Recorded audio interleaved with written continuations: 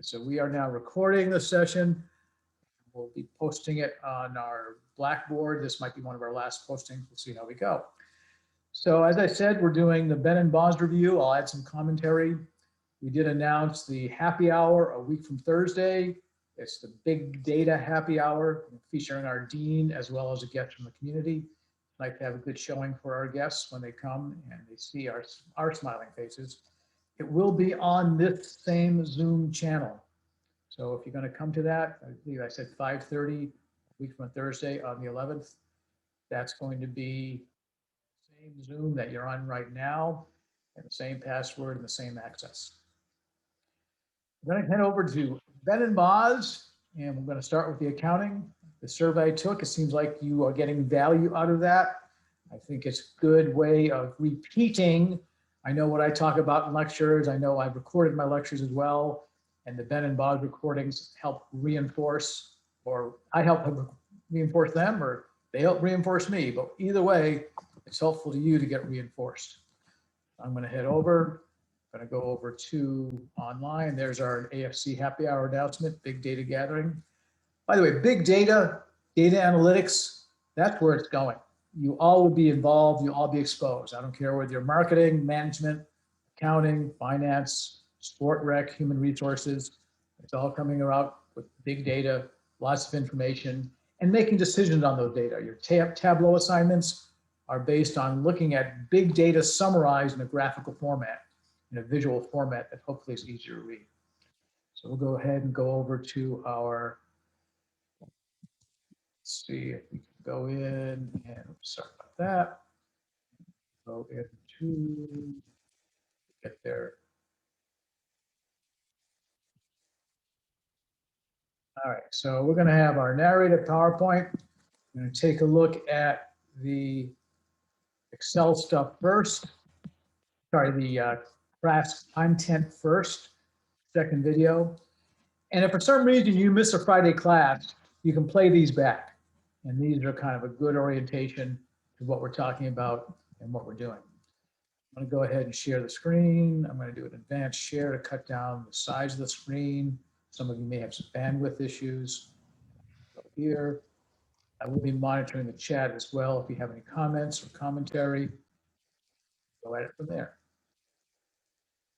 Good day, everybody, and welcome to Lesson 2 in the Ben and Boz narrated PowerPoint series. Today, we're going to be talking about the balance sheet. I'm Boz. I'm Ben. How you doing today, Matt? It's a great day today. Beautiful here. It is. It's sunny outside, and we're inside recording videos, but at least we got a nice sunny sky to look out at. You know, the first video, we just kind of did an intro, and now we get into our first financial statement. We get into the balance sheet, and I think you're going to start us off with an example, right? You know, I'd actually rather be in here talking about the balance sheet. I do love the outdoors. Dorky. But anyway, on this slide, you see that we have Nike's balance sheet as of May 31st, 2018. And I want you to know that everything on this balance sheet is in millions. So you can see up here in the top left, it says dollars and millions. And so just a quick look at that shows you that they had cash of $4.2 billion available to them as of May 31st, 2018. More than I got.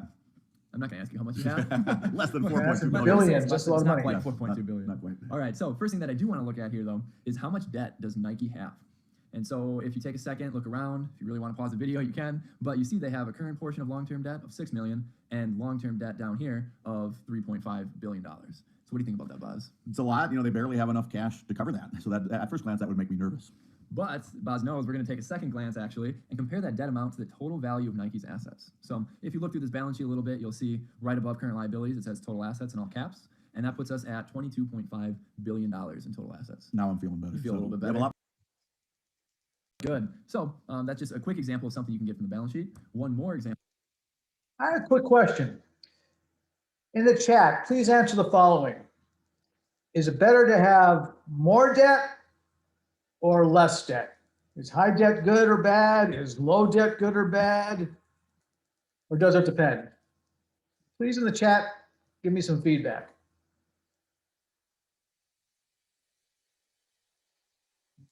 I'm seeing it depends. I'm seeing a lot of it depends. I'm seeing low debt preferred. Ideally less, but can depend. I do like those two-word answers, and less debt isn't the one of them. It depends is the winner usually when I ask. I got a no debt is best. You've been listening to some radio shows. That's cool. I'll tell you when I say it depends, or I like it depends on what is my question. And let's talk about that just for a second, get an idea. If I say it depends, you might have 9 debt and 10% equity, or you might have 10% debt, or 0 debt, or 100. So what happens if you invest $1 in the business and you borrow $1 million? That's pretty heavy debt laden, right? As opposed to you putting up $1 million and borrowing $1. But if you make $10,000 and you invested $1 and you borrow what's called FCM, somebody else's money, you just cleaned up. You invested $1, you made 10,000. That's a pretty hefty return. But if you had to invest $1 million and made $10,000, that's not as attractive a return on your $1 million investment. So you're looking at 1%, 10,000, actually 0.1%. Okay, $1 million, 100,000, no, oh yeah, 1%, 10,000. So you look at that and say, high debt is good, but high debt is also high risk. If something goes sour, you can just walk away. You put $1 into it, there's my $1, bye-bye, and all the debt holders are stuck holding the bag. And in theory, you have to pay debt holders interest if you're making money, and that interest has to get paid first before you get anything out of that profit. So you're thinking about this saying, well, higher debt is higher risk for all concerned, especially the debt holders, because they're stuck holding the bag. So it may be industry dependent. Some industries, 70%, 60% debt is typical. Kodak always had a philosophy of no debt. They said, just pay our bills. But then you're not using somebody else's money to make a return. The theory is if you have to pay 3%, 4%, 5% interest, and you can make 10% returns, you should keep borrowing money like a mad dog. If you're going to borrow and have to pay 5% interest, and you're only making 1%, you're going to be deeper in the hole. So there's the no debt is best. I'd probably take issue with, except it really depends on what your goals are, what your risk tolerance is, what your thoughts are, and what you want to be. That was the food for thought. Keep playing.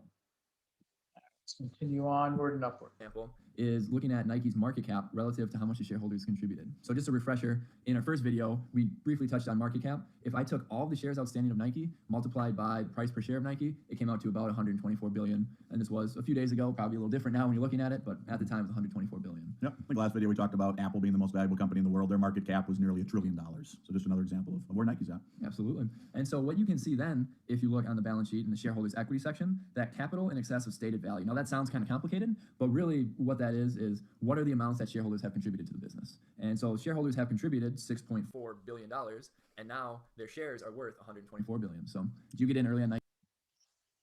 There's a return right there. So for every dollar you would have contributed, you got we get at least 20 in return. There's probably even some in excess of that. But no, I did not get in that early. I did not, unfortunately, either, but I wasn't alive. You weren't alive when Nike was born. I was born in 72. I don't know when they were founded. But Anyway, moving on. So our goal for today, we have two main things we want to accomplish. Number one, we want you to walk away from this video having a better understanding of what an asset is, what a liability is, and what does equity even mean. And then number two, we want to understand how big companies, like Nike, for example, track all the amounts that go into assets, liability, and equity using something called transaction analysis and journal entries. So with that, let's start with assets. First things first. This is just a snapshot of the balance sheet that you saw earlier, focused in on just the asset section. You can see some examples: cash, short-term investments, accounts receivable. That's when they make a sale to maybe like a department store, and they're waiting for that department store to pay them for that. That's accounts receivable. So just a couple examples there. But we're going to define an asset in this video as any economic resource that will provide future benefits to a business. I think some of those, so maybe when we look at that, I mean, certainly cash, we can understand that. We can understand inventories. Those are the shoes and the shirts they haven't sold. So what wouldn't be an asset then? I guess, what's an example of something that wouldn't be an asset? Are you referring to like liabilities or, oh, I get what you're saying. Something a company has that's not an asset. So once you get into the point where you're doing your interviews and you're going to talk to a lot of companies, and almost without fail, they're going to say the greatest resource is their people. Yeah. But it's hard to come up with a dollar value for a person. Yeah. And so that's why we say economic resource, something that has what's called a historical cost, where you've paid an amount. People would be a human resource. So we don't record human resources as assets, economic resources. You do not. Cool. All right. So a couple of examples here. Cash. When we think about cash, it's an immediate benefit for the business. So it's an asset because it will provide that benefit. You can either reinvest that, you can distribute it in the form of a dividend, really whatever you want to do with it. Cash is king, right, Boz? I think so. You don't have cash, it's tough to run a business. Another example, property, plant, and equipment. That's an asset because you can use that property or that plant or the equipment, I guess, to manufacture your products, which you can then, if you're Nike, sell to the convenience stores. Yeah, when I hear plant, it's not like plants. You know, we're sitting in your house. You have any? I don't know if you have any plants, There's but some fake flowers we have over some there. fake flowers, but like a manufacturing plant. When we think of plant, that's what we're saying right there. And then one last thing that I want to point out in this balance sheet is that we have two categories, usually current assets and non-current assets. So you see here we have a subtotal. Total current assets is 15,134,000,000. That's just adding up everything above it. And then you add in property and equipment, identifiable and tangible assets, goodwill, deferred income taxes, and then that all together plus the 15 gives you the 22.5. So Now, current asset is what makes an asset current. How do we define current in the accounting world? so anything that you're going to use within a year, Within a year, yep. or convert to cash within a year. Yep, yep. So, And let me point that out. Current assets and long-term or non-current assets, it's really important to differentiate. Think of about, probably gonna last more than a year, that's non-current. Building, probably lasts more than a year. Accounts receivable, I sure hope you get paid within a year. Inventory, I sure hope you sell it within a year. So that's the differentiation. And our definition of assets usually can be turned to cash or used up in some way, shape, or form. Receivables, turn to cash. Inventory gets sold, turn to cash. Buildings, you can sell the building and turn it to cash if you desire, or kind of use it up over its life. A vehicle the same way. So usually that idea that we own our assets and can sell them is not a bad way to perspective. You can sell your copyrights, you can sell your trademark, you can sell rights to things, as well as your physical things, as well as rights to cash flows like receivables down the road. 1 year. And then non-current is anything greater than that. But add those two together, and that's how you get total assets. Nice. All right. You good on an asset, Boz? I'm good. I don't have anything else to say on that one. I think you probably already knew all that stuff. Well, I appreciate it, so thank you. All right, moving on. Next, we have liabilities. And so, again, you see we have current liabilities. This is just part of Nike's balance sheet. They have current portion of long-term debt, notes payable. That's where if they signed an agreement and to borrow a set amount of money. Accounts payable, that's an example where Nike borrowed, they purchased some materials perhaps from a manufacturer. They're suppliers. That's what they owe their suppliers.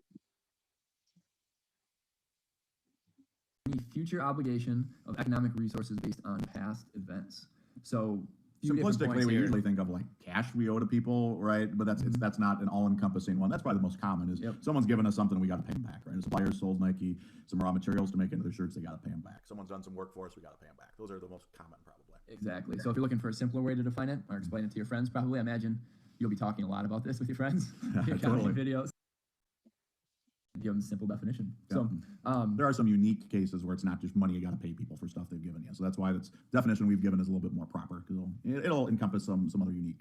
Just wait for lesson 4. That's right. It's coming in lesson 4. Totally, can't wait. All right. So a couple of examples. We talked about accounts payable when that company receives the goods from any sort of supplier, promises to pay later. And long-term debt. When a company borrows money, usually that's going to come from a bank. It could be, if they issue debt, it could be coming from investors potentially, and promises to repay it in the future. Exactly. So you'll notice as you go through this and other companies, there's a lot of different liabilities. These videos aren't going to take you through all the assets, all the liabilities, but we hope to give you some sort of conceptual framework to help you understand what they are. So one last thing, just like assets are broken into current and non-current, liabilities are also broken into current and non-current. And a great example of this is how you see long-term debt. We have the $6 million of it is classified as current, meaning it's due within 1 year, whereas the long-term debt is going to be due greater than a year from now. Yeah, so they took out some sort of long-term loan, and now it's coming due at various points in time, and there's a piece of that long-term loan. So it's like a mortgage. You take out a 15-year mortgage, you got the first year's principal repayment, that's current portion of the long-term debt. And then you get 14 years for the other stuff. That's the long-term portion. That is now coming due within 1 year. So that's the part that is now the current part. Awesome. Anything else on this one, Boz? No, I'm good. All right, let's move on to equity. So on this equity section, our definition, technically, it's a stockholder's claim. So a simpler way of thinking about that, assets is everything that a company has that's going to help them make money or the money itself. Liabilities is everything that they owe other people. So if you take what they have, subtract out what they owe other people, anything that's left, that's how you get equity. And that goes to the shareholders then. They're said to be at the end of that line. Yeah, in theory, you could take all the assets, pay off the liabilities, and the shareholders could just take whatever's left and then just go off and do something else. Yeah, absolutely. So as you see on the screen, equity, we break it apart into 2 parts, common stock and retained earnings usually. So anything that's contributed by the owners, that's what we call common stock. And sometimes it's called additional or contributed capital or paid in capital. There's a lot of very different words for it. They all pretty much mean the same thing though. In Nike's equity section here, it's called capital in excess of stated value. As you see, it's somewhat similar, but not quite the same. That's just something, yeah, that you'll have to get used to when you study accounting is the same thing can be described in many different ways. So when you just got to kind of get used to what that is. That might be when you talked about the language of accounting Yes, in the last yeah. video. Yeah, language Well, of business. totally. I think in English, right? Yeah. When I see you, I can say hello, I can say hi, I can say hey, right? It's all saying the same thing. I'm just greeting you. Same thing with Good accounting. example. Thanks, man. Thank you. And again, just to reinforce that All right. retained and then the earnings second formula. category, retained earnings is really just money that's been earned by the business that hasn't. We need to make sure you start beginning retained earnings. You add the net income, which is revenue minus expenses. You have left your dividend and you have ending retained earnings. That is shows up in equity, and we're going to spend a bunch of time on the retained earnings. Been distributed back to the owners through the form of dividends. So it's not like they have all this money just sitting in a bank account called retained earnings, but it's what they have made that they haven't given out in the form of dividends. All right. Moving on. Oh, sorry, one last note before we go on. It gets much more complicated in this category, but Boz, I think I want to give you a little test. All right, we'll try. All right, so here we have a little knowledge check. Feel free to pause the video at this point if you want and just see how well you do. But your goal is to group the accounts that we have on the left into the various categories on the right.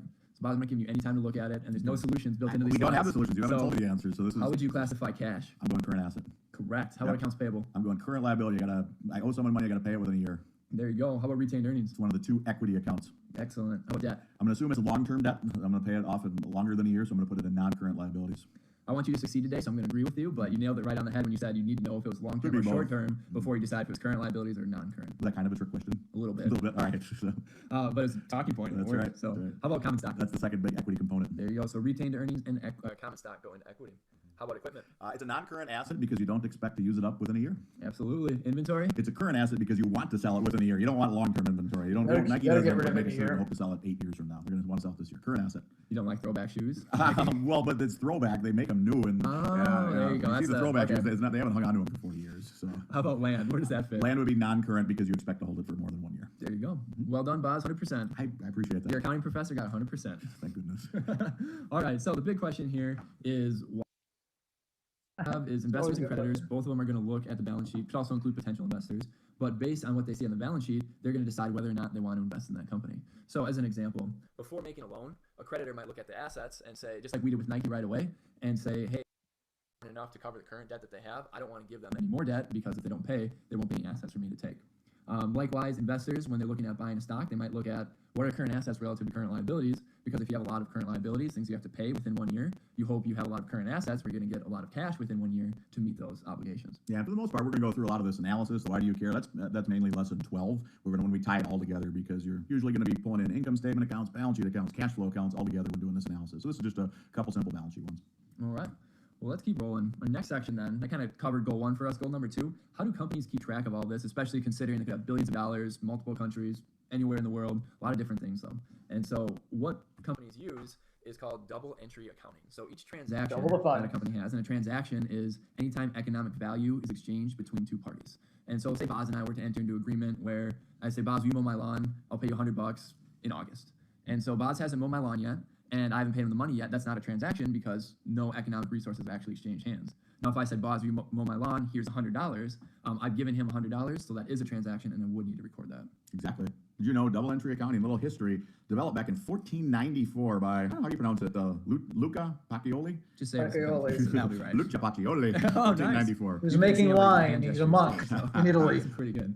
But Good. let's talk about how double entry accounting works. We're having what fun that with the means wine. is that every time you have a transaction, you're going to make an entry into at least 2 accounts. It could be more, it could be 3, 4, 5, 100, 1,000, whatever it is, but it has to be at least 2. The most commonly probably is just 2. Yep, but, yeah. absolutely.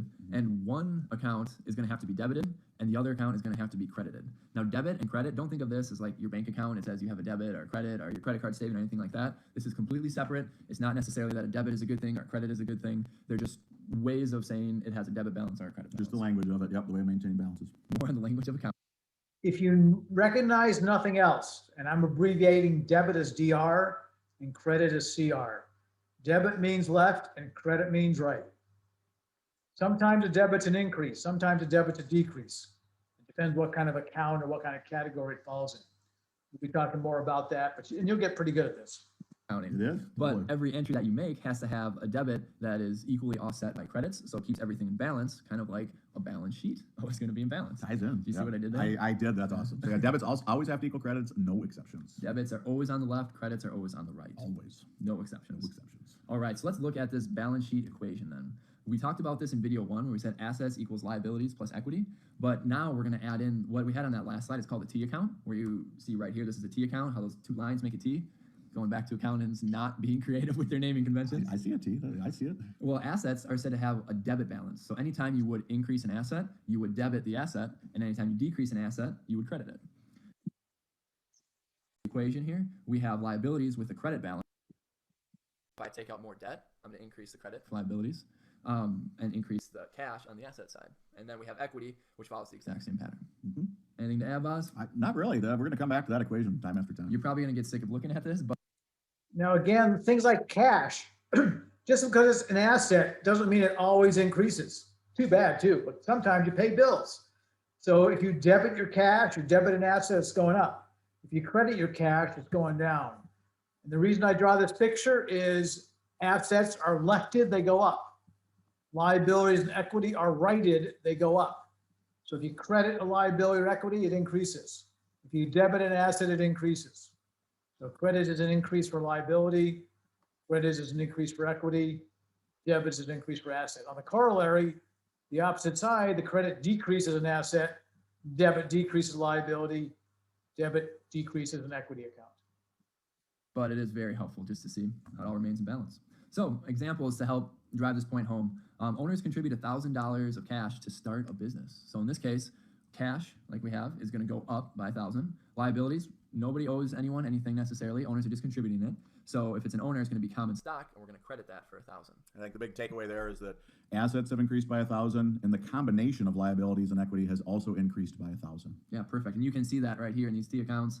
The left side under assets, you see the mouse here, assets, we have the left side cash is 1,000, liabilities and equity, 1,000. Example 2, a business borrows $500 from the bank. So in this case, we borrowed money, so cash is going to go up. We're going to have an extra $500 in cash. And then our liabilities, because we borrowed it from the bank, we have to pay them back later, are also going to increase by $500. And so in this one, we just added the 500 under the cash tab. So now our total cash is 1,500. We'd add those two together. We have debt under the liabilities category of 500 because we owe the bank 500. And then we have common stock still for 1,000 from our first transaction. So on the left, we have 1,500. On the right, we have 1,500. Everything's in balance, and it's a sunny day. It is a sunny day. That's good. Finally, a third example here, because we don't always have to have something on just one item on the left side of the equation, one item on the liabilities or equity side. In example 3, you buy equipment for $700 using cash. And now you can see we have another asset account, equipment, that we're going to debit for $700 because we have more of the equipment. One asset up, one asset down. So we lost some cash, it's going to decrease, so we have to credit our cash for $700. And in this case, the $700 increase on an asset and the $700 decrease on an asset effectively nets out to 0, and we're still left with $1,500. So what's the net effect on the assets if you buy a piece of equipment? Well, one asset went up, that was the equipment. One asset went down, that was the cash. The net effect is 0. We didn't increase our assets by $700. We didn't decrease our assets by $700. We increased one asset by $700, equipment. We decreased one asset by $700, cash. But the net impact on assets is 0 adjustment to the asset. In total assets and $1,500 in liabilities and equity. Yeah, I think you look at that. This is the first time thinking of journal entries. This should be tough right now, right? This should be a little unclear, but we're going to go through example after example after example, and hopefully eventually Take practice, and you'll be well versed. All right, so you might be saying to yourself, like Boss alluded to, what is going on? How am I ever going to figure out how all these things happen? And the way we're going to do that is with transaction analysis. So when given a business transaction, Boz and I came up with a nice little 5-step process here to help us figure out basically what to do with it. And touching on that first bullet point here a little bit, instead of using T accounts, most companies use journal entries, where they're going to have a software system that you just enter in a couple things. It's called the journal entry, and that's in the entire system for you on the financial statements. Okay. To talk about what happened in their day, a company has a journal to talk about business transactions that happen. That's a good analogy. Well, thanks, man. Thank you. You're on fire. En fuego. More Spanish. Muy en fuego. Muy en fuego. All right, so this 5-step process. First thing you should do when you see a business transaction is identify the accounts that are impacted and the end categories there in parentheses. That means identify if it's an asset or a liability or an equity account, because that will help you decide if you need to debit or credit or which way it increases. Remember, there's always going to be at least 2 accounts. So number 2, determine whether each account is increasing or decreasing. So now that we know what our accounts and the categories are, we can say, oh, cash is increasing. That's an asset. Assets increase on the debit side, so I know I have to debit cash. Step 3, For each account, determine if it increases on the debit or credit side. I guess I jumped the gun a little bit explaining Okay. number 2. That's But all right, man. then you decide debit or credit. Step 3 is an easy one. And then number 4, just record your journal entry. We'll show you how to do that in the next example. And then last one, number 5, double check if debits equal credits, you're on the right track. And if they don't, and something's probably off a little bit, you want to give it another look. Exactly. That sounds simple, but you can make a mistake and they might not equal, and your financial statements are going to be messed up at that point. Yeah, happens all the time. Got to be in balance. All right, so example 1 of transaction analysis. We have a company that is going to pay a vendor $300 in cash, and then they're going to get some inventory as a result that company can go on and sell, hopefully. So step 1, identify the accounts and categories impacted. We always have to have at least 2. Boz, do you want to tell me the answers for this example, or do you want me to do it? Well, this one I could just say, cash and inventory are the 2 accounts, and that might sound obvious based on this transaction. It says a company purchases $300 of inventory using cash. So cash and inventory are the 2 accounts. It's not always that easy though. It's not always in the description that you can pull out the account names. It just so happens these are a couple common accounts, and cash and inventory are both assets in this situation. Learning to walk before we can run. That's right. Start with an easy one. All right, so step 2, we know inventory and cash, they're both assets, and then determine whether each account is increasing or decreasing. So inventory in this case, what's it going to do, Boz? Inventory is going up and your cash is going down. One asset Oh, up. look at that. Inventory increasing, cash decreasing. In fuego. Number 3, for each account, determine if it increases on the debit or credit side. So inventory and cash are both assets. So how do assets increase? Debit, like you might guess, and how they decrease is a credit. So what we're going to want to do is debit our inventory and credit the cash. Debit's And then always number 4, first. record the journal entry. Some people are a little nitpicky on their journal entries, so we're going to kind of talk through what that looks like right now, but really you should kind of just figure out what's expected of you and go that way. So in an inventory, we have a debit, or in this journal entry, we have a debit to inventory for 300, and then we're going to have a credit to cash of 300, which is exactly what we determined in steps 1 through 3. But what we're showing here is the debit is on the left side, and then the credit is indented a little bit, and then Always on the right. indent. And then the same thing with the dollar amounts, where the debit amount is on the left and the credit amount is on the right. And when you said they're picky, sometimes whether it's a professor or a company might change that format a little bit. But yeah, debit's first, credit second is one of the most important things to know. And I think this kind of brings back to the point, a debit is not necessarily good and a credit is not like bad. I mean, it's not bad that we spent cash here, right? We had to buy inventory. That's part of our business. We got to go out and get some inventory in order to have something to sell. So this isn't a bad thing that's happened here. It's just something that happened and we have to record it. You could even argue it was a good thing, It's a because good thing, hopefully yeah. you'll sell that inventory for a Totally. greater price than you paid. And then the last one, double check that debits equal credits. And as you can see, 300 equals 300, so we're good to go. So now there's another example in here. We're going to go a little bit more quickly through this one, just in the interest of time, but feel free to slow it down, pause the video, do anything you need to help you learn it. So transaction number 2, company purchased $200 of supplies and agreed to pay the vendor in 30 days. Just a term, vendor means anyone that our company is purchasing supplies from. First thing, identify the accounts and categories impacted. So in this case, supplies is going to be an asset. That's something good. We can use that in our business. And then we're going to pay later. So it's going to be accounts payable, which is a liability. This is a good example, like in that the transaction as you listed it, it doesn't say accounts payable anywhere. We just kind of have to know that if we've purchased from someone and we're going to pay them later, that is an account payable. That's just kind of the language of accounting here. Careful on the payables versus So determine whether receivables. each account is increasing or decreasing. Well, we got some more supplies, so supplies is going to be increasing. And Payables then we or vendors, increased we our accounts pay- payable we owe because money we pay more money. So in this case, we have both supplies and accounts payable are increasing, which is the point of this is to show you that it doesn't always have to be something's going up and the other account is going down. They can both go up. Yeah, if you think of that, the framework, assets have to equal liabilities plus equity. You couldn't have assets go up and liabilities go down. That can't happen. So if assets are going up, liabilities and equity have to be going up as well. All right, so number 3, determine if each account increases on the debit or credit side. Well, we already said supplies is an asset, and assets increase on the debit side. Accounts payable is a liability, and liabilities increase on the credit side. So we have a debit to supplies and a credit to accounts payable.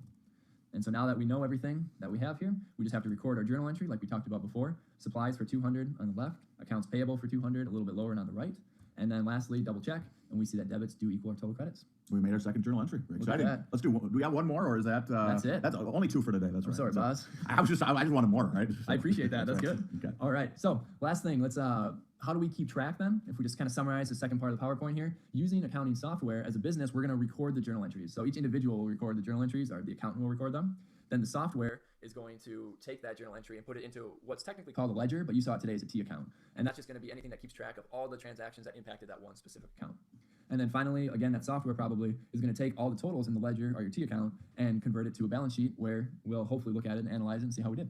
I think an important takeaway here is, yes, there is software that'll take care of a lot of things behind the scenes for you, but that raw input is still done, by humans. And as an example, you're not going to mess up cash, but if you put Journals if get you were supposed posted to into the credit ledger. account payable and instead you credited account receivable, that would really mess something up. So even though there is accounting software, the key inputs still are done by humans, so you have to understand how this works. Absolutely. And that's what means what we want you to do is focus on that key input, which is a journal entry. All right, so let's wrap up here with some key takeaways. Hopefully by now you better understand what an asset is, what a liability is, and what equity is, and that you can take any accounts that are given to you and classify them into one of those. Okay. Dorky. So. But anyway, That's the basics of the accounting side. Any questions that you have? Anything on your mind? All right, I'm going to jump into the Excel and we're going to take a look at the Excel side of the house. Let's go to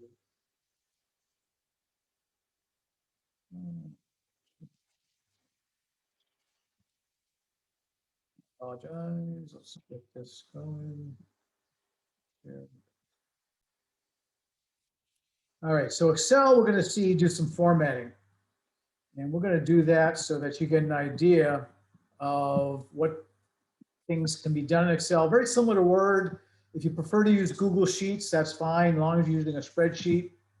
I urge you and encourage you to take advantage of being able to use a spreadsheet because that's what you're going to be using at work. That's what you're going to be expected to be familiar with when you get hired for your internship, get hired for your job or your position. Let's go ahead and take a look at our second video on Excel.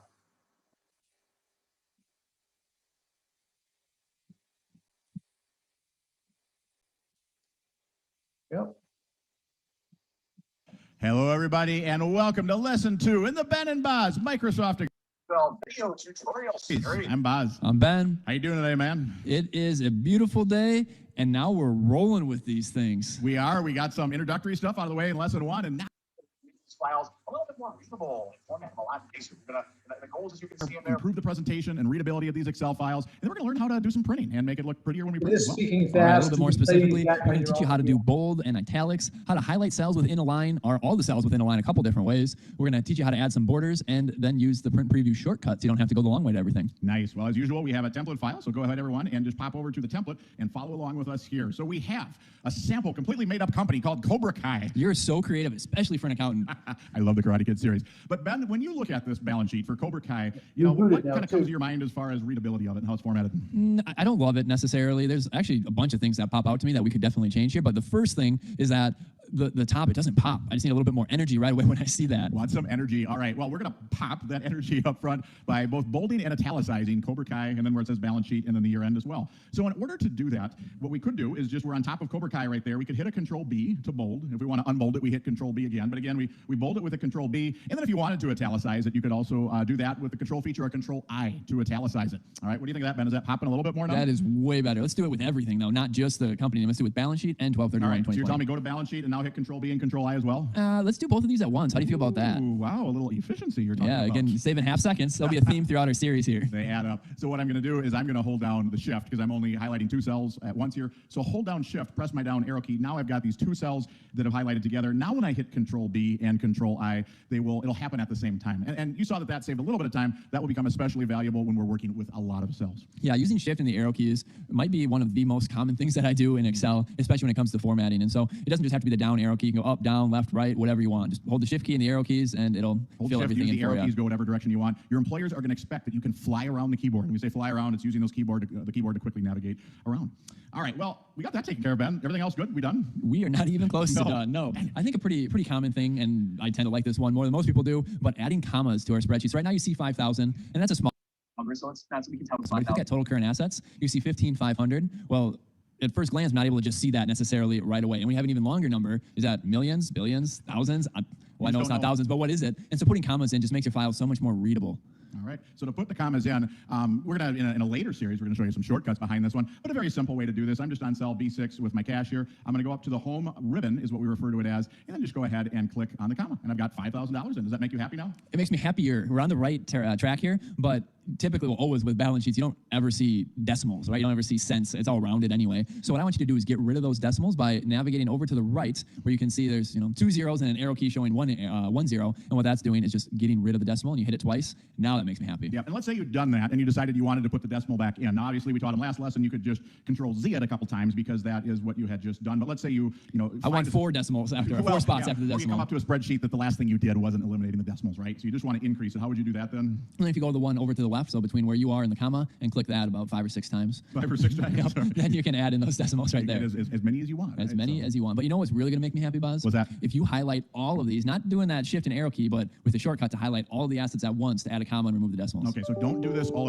Okay, don't do it one by one. Don't go to short-term investments and just repeat this every single time, right? And now Ben is also telling me we learned up above shift arrow key. So I want to do that. Why can't I do that? You know, I just look, boom, it's done. What's your problem? It absolutely works. You can, but I know that later today you're going to be working on an Excel file with 100,000 rows in it, and then clicking shift and down arrow 100,000 times isn't going to be super efficient. It'll build the strength in my pointer finger. You are going to have the strongest pointer finger in the area. All right. Well, so we did that the first time. So what do you want me to do when I come to this one here? What would be a better way to do All this? right, so you're going to do shift down, but also hold control at the same time. So control and shift together, and then the down arrow key. Wow. And there you go. You highlight all of it. And just for fun, I mean, we're going crazy here, right? Why don't you hold control shift and hit the down arrow key one more time? Control shift down arrow key. Wow. We're up to row like 1 million now. I wish they had commas in the rows. It'd be helpful, wouldn't it? Yeah, is that 100,000 or is it 1 million? It is Good point. 1,048,576. So what control and the arrow key does will take you to the very end of your selection. Yep. And so in this case, there wasn't anything else down below, so it took us just to the very bottom of the spreadsheet. And now, as you can see, Boz is taking us to the very right of the spreadsheet. And so control and the arrow keys will take you to the end of your selection. Yep, so control, and I'd actually been holding down shift throughout all that as I was doing that, so that's why I kept highlighting every direction I was going, but to navigate just through your data, just using that control key. I'm just holding down control and just hitting all my different arrow keys there. So, all right, I will do control shift, and then, I did it twice, okay, I'll just do it once to get to the end of that data, and then go ahead and hit comma, and then decrease decimal twice. I tend to, on my keyboard, I tend to do the end key and shift, and then an arrow key if I want to highlight, or end, and then an arrow key if I want to navigate. It works very similar to the control key. It just kind of is a preference. For whatever reason, that's the one I use. Yeah, different keyboards are formatted differently. So on the keyboard Boz is using, the end key is actually part of the left arrow. And so you have to hit function, and it's just, it's a little bit messier. So it's really just getting used to your own computer. Absolutely. All right, so we can go right here. So do you want me just to do that in all these little individual sections here, or how would you want me to do this one? I mean, a lot of options. Should we show them how to highlight the whole column at once? Why not, huh? All right, let's do it. And We're we're going to teach we're going to show them in a future session. We'll have to Ooh, come back a to little that one. tease again for next time. That's good. yeah. Let's go the slower way this time. Just using the mouse, move over and click on E. Sure. There you go. And look at that. Now the whole column is highlighted. Comma format, no decimals. What would happen if you went below our selection now? So let's just scroll down to maybe row like 40 or something like that. So There you go go. down That's to- good right there. yeah, so if I go down here and type a 1, nothing happens, Ben. What if you type in 9,427? I knew where he was going with that one. Yeah, Look at puts that. The comma comma's there. No Yeah. decimals are there. Everything. It's all formatted the way we want. It's kind of nice to do sometimes. And I think one thing we'll do the same, and we just showed you how, and in a future session, we'll show you a shortcut for how to go ahead and highlight that whole column. But if you just want to do an all control Z out of that one, but sometimes you don't want to do the whole column because maybe there's something beneath that you don't want to format it the same way, then I would just go on top of the data that I do want to format that way, control shift down arrow key, and just keep clicking it until I get to the bottom of the data that I want to highlight. And I don't know about you, but frequently I go one past it to make sure I have everything. Oh, I do that all the time. It makes me feel better to make sure that I have it all. I've Yeah. captured everything. So I've captured everything there. I'll go ahead and hit my comma and then my decreased decimal twice. And I think we're good. Are we done? Well, let's just see. You know, your manager's a little rough sometimes, and he's going to definitely print this thing off. So if you were going to print it, what would it look like right now? Let's see. We'll do Control P for print. It looks fine to me. I don't know. I can What is the amount of current liabilities? Can you see that? Yeah, totally. So it's not on the first sheet, right? But I just go on to the second sheet, and total current liabilities, I don't know, it's one of those amounts. I think it's Oh. the 8,500. Yeah, I see you're pulling out the tape right now from your desk, so you can go ahead, print these off, tape them together, and hand them in. Right. Let's just find a way to fit all that information on one page. How about that? So I've escaped, and I'll talk through it. So again, I will Control P this here. All right, there's two different ways to do it. How would you do it? And then I'll show a different way that I do it. Yeah, so what I would do on this one, a couple different things. On the left where it says portrait orientation, if you click that drop down, you can switch it to landscape orientation. Yep. And now it all fits on one page. So that would work, but you know, I prefer portraits. Let's just go change it back to portrait. Yep. And then a different way to do it on the bottom where it says no scaling on the left there. If you could click that drop down and move up to where it says fit all columns on one page. All right. And in this Look at case, that. it fits, it automatically shrinks it just enough so that all the columns fit on one page with the margins that you set up. Yeah, looks pretty at this point in time. Do you can you access grid lines easy from here, or not quite as easily from this one? I like to print with grid lines. That's my own personal preference. Not quite as easily as far as I know, but I never really print with grid lines because it's not that important to me. So we just don't print a lot. But so I will go back to. I'll just show how I would usually access this one here. So if I come to a sheet that looks like this, again, I'm starting from here, hitting Control P for the print, going to page setup, and then if I wanted to go landscape, I could. I don't have to. I can now go to. I usually just go to fit one page by one page wide by then one page tall, and then I will go to sheet and hit my grid lines, and I will go ahead then and hit OK. And now I have something that looks a little prettier. And if I'd wanted to actually go landscape on that one, I just would have clicked landscape here, going through the page setup. And now, sometimes it is helpful to print off stuff and show it to your teammates or your manager. And this is how you would then go ahead and do it. wow, that's pretty good, Bob. We've covered a lot. I think we do have one final thing. It's just for visually appealing on the screen, the concept of borders. All right. So because sometimes people just review it on the screen, so you kind of want to indicate where there would be a subtotal. So where would you put a subtotal in here? Well, we already have some subtotals like total current assets as an example, right? And so maybe I would go under other current assets. All right. I would do a single line border under that one. All right, so right here, because beneath the 500, that total current assets is a subtotal, so I'm on this cell. I will then now go up to my home ribbon in the fonts section, and here's my borders area. It had defaulted for me to my bottom border. That's probably the last one we had used, but if you don't have that, hit the drop-down box, go ahead and click on that bottom border. Where else would you do that one, just out of curiosity? I would probably do that one before total current liabilities as well. All right, so total current liabilities. I will go back, and now that I've done it once, I can just click that bottom border. All right, I'd probably do it. I'm going to do it one more time if you're okay after other long-term liabilities. I agree with that. I think that's a good one. Do we not do it for total assets, though, or would you like to do something a little So different? if you scroll down just a little bit, you see that total assets does in fact equal total liabilities and shareholders' equity. Yep. So in that case, we're going to use a special one. Yeah. So if you click in the total assets cell, we're going to want a single top line on that one to show that you're adding up a bunch of things above it.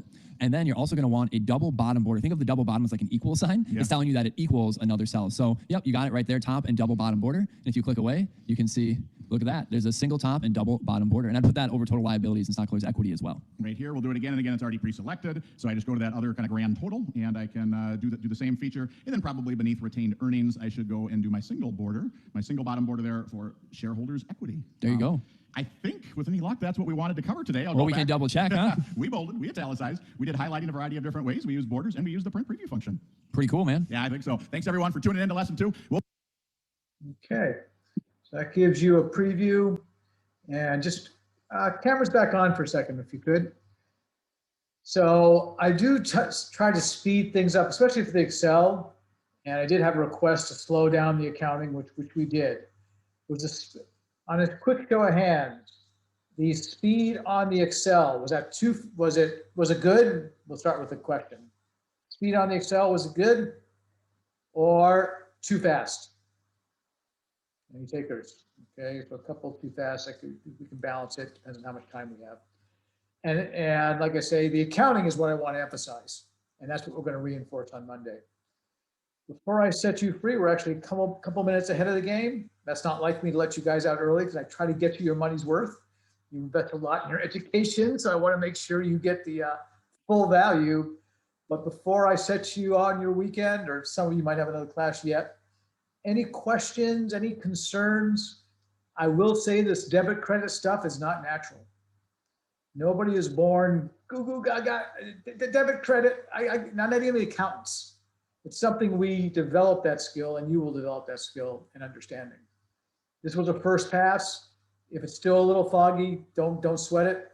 It's not going to be, they're not going to be tested on this on Monday yet, but I'm sure that you have an understanding and a feel for where we're headed.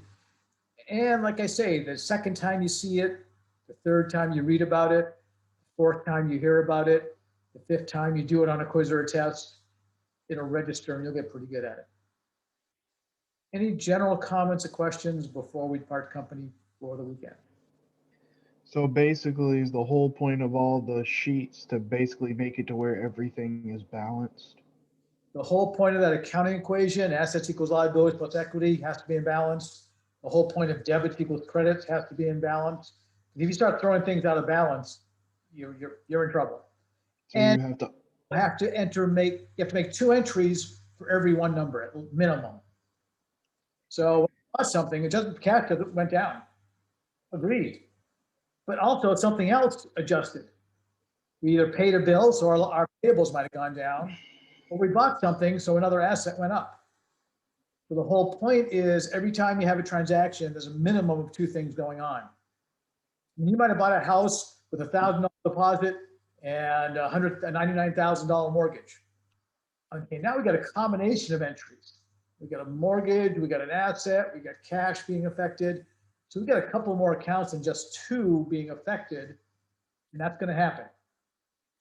We'll see how a compound entry, which means more than 1 debit, 1 credit, or a simple entry, which means 1 debit, 1 credit reacts. And that's where we go. Yep, it's like Newton's first law. Good point. See, that's why you have a liberal arts school. You're learning about physics, you learn about sciences, you learn about math, you learn about accounting. It relates, it balances. And will we be formatting spreadsheets? Having to make and format spreadsheets soon. You will be using the spreadsheets, hopefully for your homeworks, hopefully your assignments, and ultimately for the final project. So yes, you will be formatting spreadsheets. We're going to be doing financial statements, and you want to make it in a readable, presentable format. I'll just do a quick share screen. I was going ahead and I was working on my presentation for next Thursday. And I had to insert, looking at Walmart, I had to insert total current assets, total assets. I had a statement of cash flows. I was playing with provided by operations, operating, investing, financing. I was doing an income statement and double underlining on the bottom, single underlining as the subs. So this is stuff I was just doing yesterday for my Thursday presentation to the Chamber of Commerce, which again is valid for extra credit, 9:30 to 11:30 if you're able to make it and want to come. Other questions? So if we want to attend the extra credit, like how do you know that like we attended and sign up for something, or like how do we do that? As I said last class, and you can ask me again next class, but in the syllabus, there was a link to sign up. And for every extra credit, you're going to do a write-up, a couple of paragraphs on the experience, and you're going to talk to the class about it. So I know you did it. That's going to be a follow-up. Okay, thank you. Thank you for asking. Any other questions? Have a wonderful weekend. Stay safe. We'll talk to you again soon. Take care.